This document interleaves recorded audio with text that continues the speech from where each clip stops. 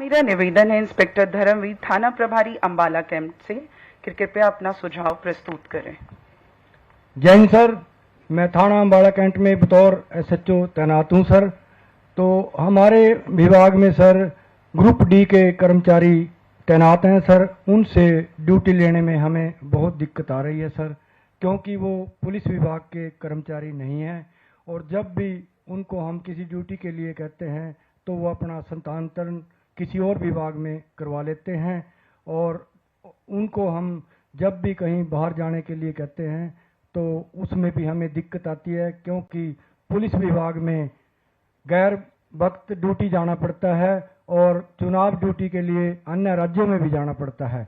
तो आपसे निवेदन है कि ग्रुप डी के कर्मचारियों की भर्ती पैरामिलिट्री फोर्स की तरह की जाए और इन पर पुलिस के नियम और कानून लागू हों ताकि इनसे नियमानुसार ड्यूटी समय पर ली जा सके। धन्यवाद। जय हिंद। ठीक है, इसको एग्जामिन करेंगे, एग्जामिन करके इसके ऊपर क्या है विचार करेंगे सर। इसमें नमस्कार सर, मैं शशांक सर, एआईजी एडमिनिस्ट्रेशन। इसमें बताना चाहूँगा सर कि जो लास्ट 2018 में जब रिक्रूटमेंट हुआ था तो इनको 22-23 में रिक्रूट ऑनलाइन ड्राइव चला था। उसमें 1100 में से सर 550 लोग दूसरे विभाग में ट्रांसफर होकर चले गए। तो जैसे इन्होंने बताया कि सर दो बेसिक समस्या हैं अनुशासन की और स्किल की, क्योंकि जैसे कुक हैं, मोची हैं, धोबी हैं, बार्बर हैं, तो ये लोग कभी उस स्किल के पहले इनकी कोई एक्सपीरियंस नहीं होता। तो जब पुलिस विभाग में आते हैं तो उनको सर वो सर्विसेज प्रोवाइड नहीं कर पाते हैं। और अनुशासन के कारण, क्योंकि सर ये हमारे पुलिस के जो डिसिप्लिनरी रूल्स हैं इस पर लागू नहीं होते, तो एचआरडी वगैरह को लिखना पड़ता है सर हमें उसमें।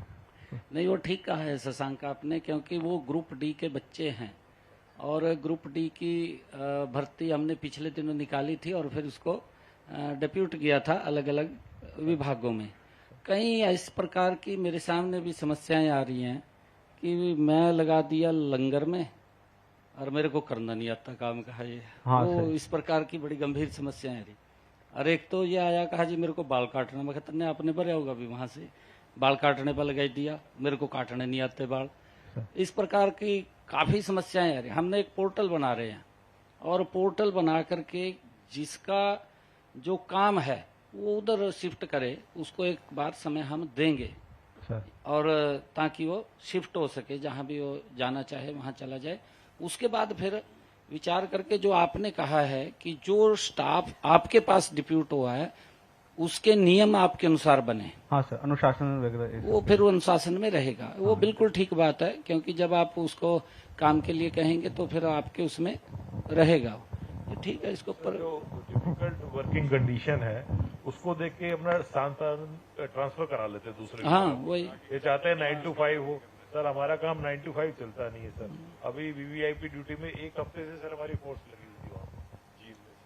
अभी जब लॉ एंड ऑर्डर ड्यूटी हुई तब भी सर फोर्स के साथ जाना पड़ता है इलेक्शन ड्यूटी में। तो इनके लिए सर अगर अलग से प्रोविजन हो तो वो हमें सर ज्यादा सूट करेगा। नहीं है, ठीक है। वो भी कई प्रकार की समस्याएं बताते हैं, बताते तो आके मेरे को, वो आकर के मिल लेते हैं, सीधा आके मिलते हैं।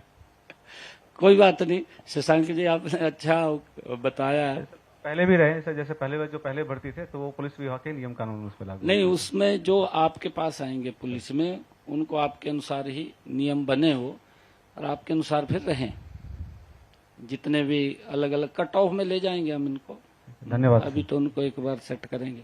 ठीक है। अब मेरा निवेदन है